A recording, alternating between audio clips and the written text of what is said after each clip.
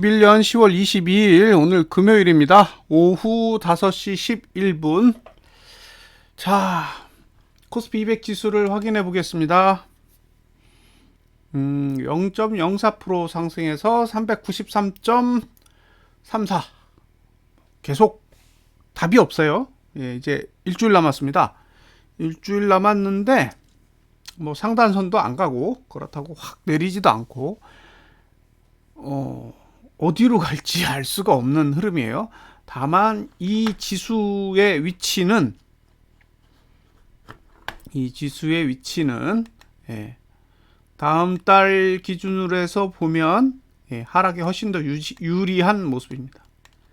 지금은 이 상태로 이번 달이 끝나면 다음 달에 올라도 떨어질 가능성이 높아요. 그리고 지금 지수 기준으로 매수가 가능한 위치는 384.48 정도 되는 거라서 한 9포에서 9포 정도죠. 9포인트 정도 하락을 해야 매수 전략을 고려해 볼 수 있습니다. 자, 이번 주 주봉이 끝났는데요. 와, 이게 엄청 살짝 상승했어요. 그죠? 기가 막히게 엄청 살짝 상승했습니다. 자, 지금 흐름에서 중요한 건 여기 한번 볼게요. 자, 이렇게 보시면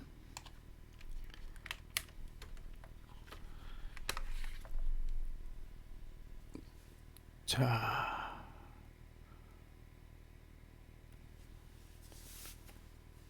여기가 이제 고가죠. 이번 주 고가. 그리고 여기가 이번 주 저가예요. 그러니까 봉이 애매하게 그린 거예요, 지금. 애매하게 그려 놓았는데 여기가 상단선의 위치죠. TO. 그런데 안 닿았어요. 이번 주에 고가가 안 닿았거든요. 그리고 이제 다음 주가 되면 여기가 상단선인 거죠. 1번, 2번. 그리고 하단선은 3번, 4번, 5번. 3번, 4번, 5번. 이렇게 돼 있어요. 자, 이번 주에 고가를 못 넘으면 매도하셔도 됩니다.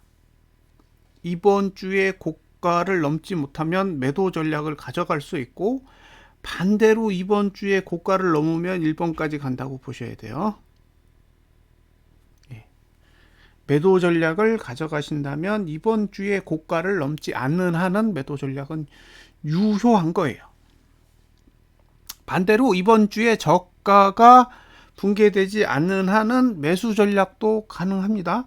그런데 문제는 뭐냐면 지금 상태에서 보면 매도할 가격도 매수할 가격도 적당하지 않아요. 왜냐하면 2번이 상단선의 위치인데 2번은 이번 주 고가랑 굉장히 유사하고, 반대로 3번이 하단선인데 이번 주 저가보다 낮습니다. 그러니까 지금 봉은 매수도 매도도 못하게 만들어 놓은 거예요. 그러니까 이번 주 고가를 넘지 않으면 매도, 이번 주 저가를 붕괴하지 않으면 매수입니다.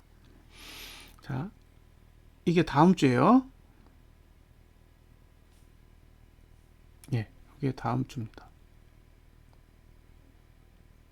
그리고 이게 11월 첫째 주, 그 다음에 여기가 11월 둘째 주예요. 자, 11월 첫째 주와 11월 둘째 주를 잘 보시면 1구간이 많습니다. 1구간이 많아요. 그러니까 11월이 시작했을 때, 그러니까 11월 첫째 주가 됐을 때 다음 주에 저가를 붕괴하면 하락하겠다는 얘기죠. 그러니까 다음 주에 저가가 어디 만들어지냐가 중요한 거예요. 만약에 다음 주에 상승을 해요. 다음 주에 상승을 해가지고 저가를 상당히 높이 만들어 놓으면 사실 다음 주에 저가를 붕괴한다고 해도 그 10월 달에 저가하고는 거리가 있을 수 있습니다. 그런데 만약에 다음 주에 하락을 해가지고 이번 주에 저가를 깬다고 생각해 보세요. 그러면 390보다 낮을 거잖아요. 그 저가를 11월 첫째 주에 붕괴한다라는 거는 반대로 얘기하면 10월 달에 저가를 붕괴하겠다라는 의지랑 일맥상통할 수 있습니다. 그러니까 11월 첫째 주와 11월 둘째 주는 하락에 용이한 시간대예요. 오히려 이번 주, 다음 주는 상승에 용이한 시간대를 지나고 있습니다. 그러니까 상승에 용이한 시간에서 상승을 하지 못하면 반대로 하락에 용이한 시간에 들어왔을 때는 상승하기가 힘들 수도 있어요. 그래서 매수 전략은 이번 주 저가가 붕괴하지 않는 조건 하에서만 가능합니다. 예. 그리고 매도 전략은 이번 주 고가를 넘지 못하면 가져갈 수 있다고 보겠습니다. 자, 일봉으로 넘어가겠습니다. 오늘 애매하게 끝났어요. 애매하게 끝났습니다. 그래서 다음 주가 되면 이제 상단선이 내려오죠. 예, 다음 주가 되면 상단선이 내려옵니다. 자, 이제 일봉까지 설명을 드리고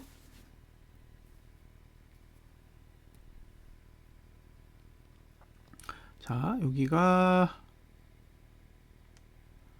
상단선 1, 2, 3 그리고 이제 밑에 하단선이 이렇게 만들어지죠. 1번, 2번. 자, 오늘 일어난 팩트를 한번 체크를 해보면 잘 보세요. 첫 번째, 고가는 낮아졌습니다. 그래서 고가 투자 심리도는 하락 후 횡보기 때문에 하락 유지예요. 자, 고투는 하락입니다. 두 번째, 저가 투자 심리도 하락했죠. 오늘 드디어 하락 시작입니다. 그러니까 저투도 하락이에요. 세 번째, 종가 투자 심도는 상승했습니다. 도는 상승입니다. 자, 이게 월, 화, 수, 목, 금. 그죠? 그러면 수요일 이후에는 하락이 유리해요. 잘 보세요. 예, 수요일 이후는 하락이 유리합니다. 일구간이 너무 많아요. 고가만 제외하고 종가, 저가는 수요일 이후로 3일 연속 일구간이에요. 그러니까 수요일 이후에는 하락이 유리하다라고 보겠습니다. 자, 월, 화 중에 고점이 나올 가능성이 높겠죠. 월, 화 중에 고점이 나올 가능성을 염두에 두시고요. 두 번째는 월요일에 오늘 고가를 넘으면 고투는 횡보예요. 그죠? 그러니까 하락 유지입니다. 고가가 상승해도 고투는 하락이에요. 그러니까 이번 그러니까 월요일에 오늘 고가를 넘는다고 해서 매도가 해제되는 건 아닌 거죠. 그러면 만약에 오늘 고가를 월요일에 넘으면 이번 주 고가를 넘지 않는 상태에서는 매도 전략은 계속 유효하다는 뜻이고요. 저가는 상관이 없어요. 저가는 오르든 내리든 상관이 없는 거예요. 이 구조는. 왜냐하면 이미 저가 투자 심도는 하락했고 저가 투자 심도를 상승시킬 수 있는 날은 화요일 뿐입니다. 그러니까 이 형태에서는 월요일의 저가보다 화요일의 저가가 높아야 돼요. 예, 이거밖에 없어요. 상승하려면 월요일의 저가보다 화요일의 저가가 높아야 되고, 만약에 월요일의 저가를 화요일에 붕괴하면 제가 보기엔 금요일이 저가가 될 가능성이 제일 높습니다. 그러니까 만약에 화요일에 월요일 저가를 깼다, 그러면 상대적으로 금요일의 저가가 월화 수목 금 중에 가장 낮을 가능성이 높다라는 거예요. 자, 그러면 이제 시나리오를 한번 만들어 볼 수 있겠죠. 월요일에는 고가가 상승하든 하락하든 상관없다. 월요일에는 고가가 상승하든 하락하든 매매에는 지장을 주지 않는 거예요. 매수 전략은 오늘 저가가 붕괴되지 않아야 됩니다. 예, 여기요. 예. 오늘 저가가 붕괴되지 않는 선에서 매수 전략을 가져가셔야 됩니다. 원래 저가 투자 심도가 하락할 때는 무조건 저가가 방어선이에요.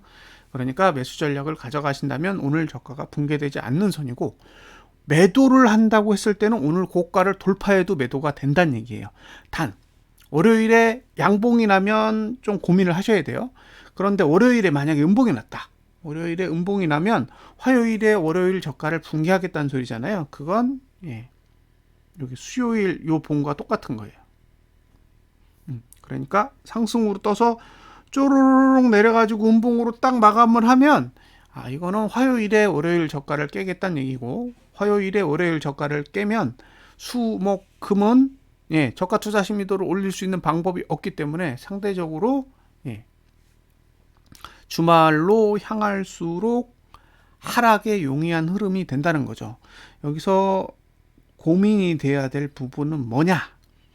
결국 월봉에는 하단선이 없다는 얘기예요. 월봉에는 하단선이 없기 때문에 다음 주에는 이제 월봉이 마감하는 상황이잖아요. 그러니까 밑으로 내렸을 때 월봉은 막아줄 생각이 없어요. 주봉은 이번 주 저가 아래에만 막아줄 생각이 있고, 그렇다면 그죠? 화요일에 월요일 저가를 깨는 순간 주봉의 하단선까지는 가겠구나. 그럼 주봉의 하단선이 이번 주 저가보다 낮게 있죠. 그런데 주봉은 막을 수 있어도 월봉은 못 막죠. 월봉은 하단선이 전혀 발달하지 않았기 때문에 결국에 이번 주에 저가를 붕괴한다라는 거는 390보다 낮은 저가를 그릴 확률이 높다라는 거고, 390보다 낮은 종가로 10월 달을 마감하게 되면 다음 달은 상승하기 더더욱 힘듭니다. 그래서 다음 주는 화요일을 잘 보십시오. 화요일. 다음 주의 흐름은 아마도 화요일이 결정하지 않을까라는 생각이 듭니다. 지금 그려놓은 주봉을 봐서는 이건 잘 그려놓은 게 아니에요. 이게 상승할 의지가 있었다면 아래 꼬리가 사실 386까지 내려갔다가 올라왔어야 되는데 의도적으로 저가의 높이를 높여놨기 때문에, 이런 구조라면 만약에 이번 주 고가 못 넘으면요, 제가 보기엔 380대를 볼 것 같아요.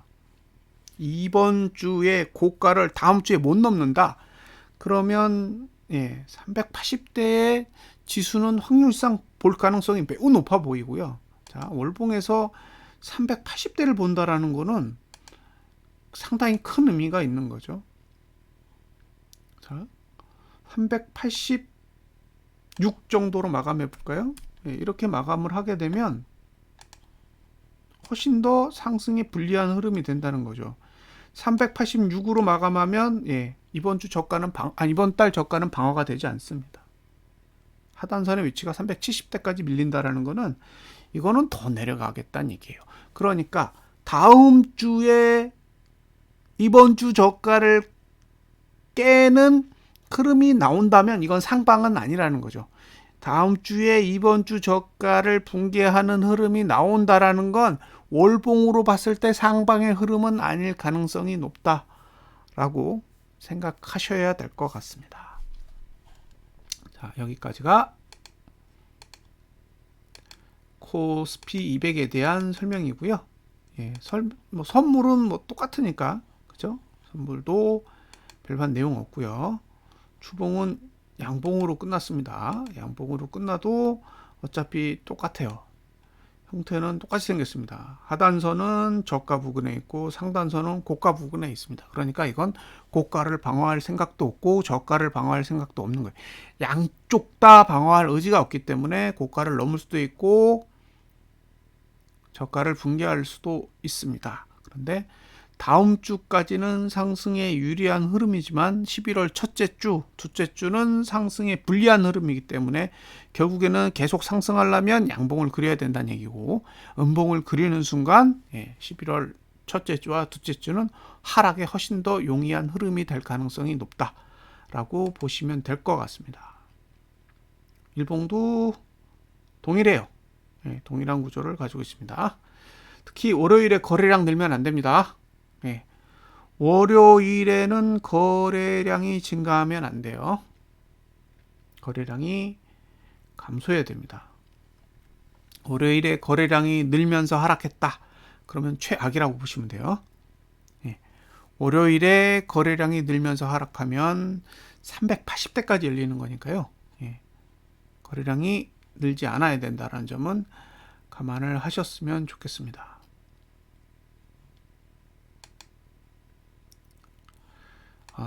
지금까지 하락을 할 때 보세요. 여기가 양봉. 이거 체크해 드리고 갈게요. 자, 이 흐름을 이해하시면 나중에 분석하는데 좀 도움이 되실 거예요. 여기가 볼린저 밴드 20 하단선을 뚫었어요. 그리고 이건 완전히 나갔죠. 완전히 나갔어요. 왜냐면 여기가 20이거든요. 그러면 회귀해요. 회귀하고 그 위로 올라가요. 그러고 나서 고가를 안 넘고 음봉으로 쏟아집니다. 이렇게 내렸어요. 자, 여기도 볼린저 밴드 20 하단선 뚫고 나가니까 이건 공중에 떴죠. 여기도 밑에 있어요. 그러고 나서 안으로 들어갔죠. 이게 회귀. 그죠? 그 다음에 안에서 지금 봉을 그렸어요. 만약에 여기서 고가 안 넘으면요, 볼린저 밴드 20 하단선 아래로 내려가는 거죠. 이거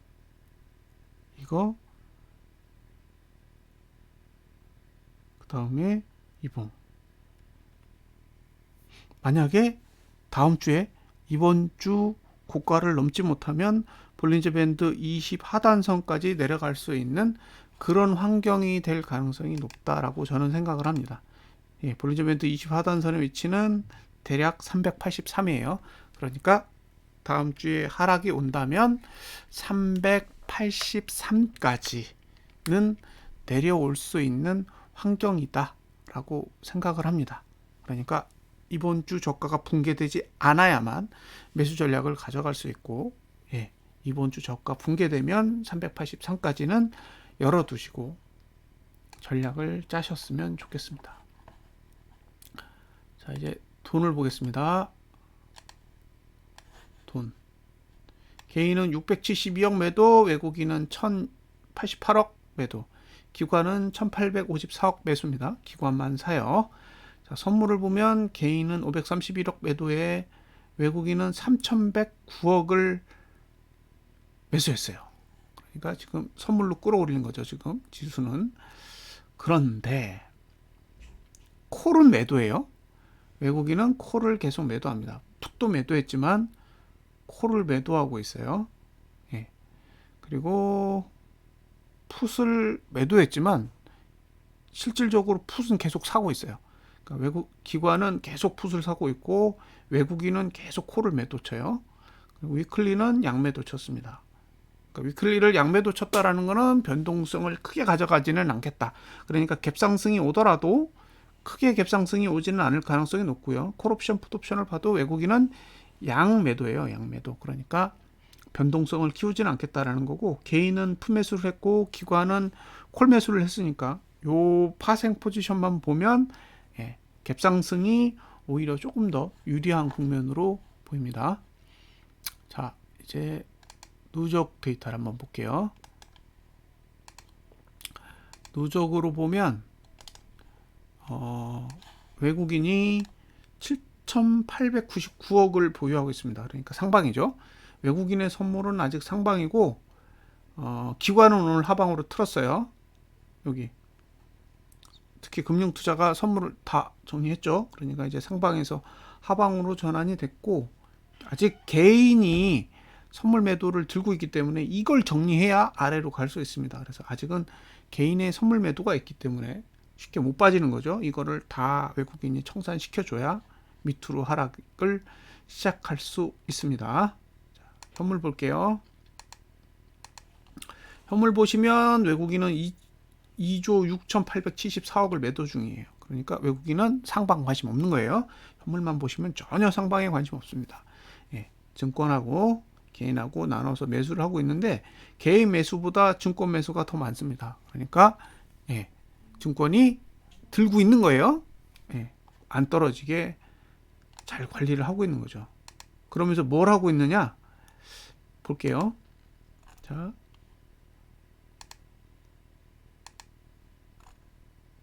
이게 콜이에요. 외국인은 콜 매도를 하고 있죠. 예, 콜 매도 하고 있습니다. 외국인은 콜 매도를 하고 있고 오히려 금융투자가 금투가 콜을 사고 있습니다. 풋을 볼게요. 풋을 보면 개인은 풋을 매도하고 있는데 외국인은 풋을 사요. 예, 그리고 증권 금투도 풋을 삽니다. 자, 금투는 콜도 사고 풋도 사요.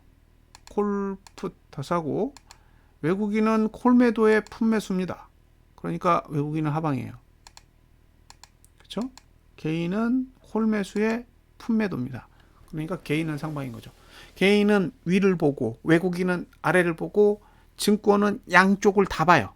다시 개인은 상방, 외국인은 하방, 그 다음에 증권은 양방향을 다 보고 있습니다. 그러면 지금 상태에서 남은 건 뭘까요? 선물이죠. 예. 선물이 정리되면 외국인이 보유한 이 7천억대의 선물이 정리되는 순간, 그리고 그 물량이 대부분이 개인한테 넘어갈 때, 그 순간이 오면 하방으로 가는 시작점이 되겠죠. 아직은 외국인이 선물을 들고 있잖아요. 들고 있기 때문에 쉽게 못 내리는 거죠. 그래서 지금 보면 6거래일째 횡보하고 있어요. 예. 왜냐면 외국인이 선물 매수 들고 개인이 선물 매도 들고 있으니까, 예. 내려가면 개인이 수익이 나는 구조잖아요. 그러니까 안 내려가는 거죠. 자, 거래량을 보면 오늘이 14거래일째입니다. 19거래일 중에 14거래일이 지났으니까 수치로 보면 몇 퍼센트냐면 14거래일 19 73.6%입니다. 73.6%의 시간이 지났는데 거래량은 69.87이에요. 그럼 6987, 7368. 자, 마이너스 6987이요. 6987을 빼보면 3.8% 정도가 부족해요. 3.8%가 지금 감소하고 있는 추세입니다. 그런데 하루에 19거래일이니까 하루에 5.26% 정도거든요. 5.26% 정도의 거래량이 나오는 게 평균인데 3.87이면 한 75% 정도? 75% 정도 되는 것 같아요. 그 정도. 그러면 반나절 이상 거래량이 감소한 거죠. 아직 하루치가 감소한 건 아니기 때문에 여기서 악재가 뜨든 호재가 뜨든 변동성을 만들 만한 이슈가 생기면 거래량이 증가할 여지는 충분히 있습니다. 특히 월봉이 거래량이 증가하는 상황이 발생하게 된다면 저는 꽤 큰 하락이 올 수도 있다라고 생각합니다. 이번 달 거래량이 증가한다면 아마 다음 달 또는 12월 달 안에 320대는 보지 않을까 싶어요. 그래서 이번 달 거래량 증가 여부는 꼭 한번 확인해 주시기 바랍니다. 자, 여기까지 분석을 마치고요. 주말에는 금요일 미국 증시 결과를 보고요. 결과를 보고 나서 야간 선물 변동폭을 반영해서 다시 한번 자료를 올리도록 하겠습니다. 감사합니다.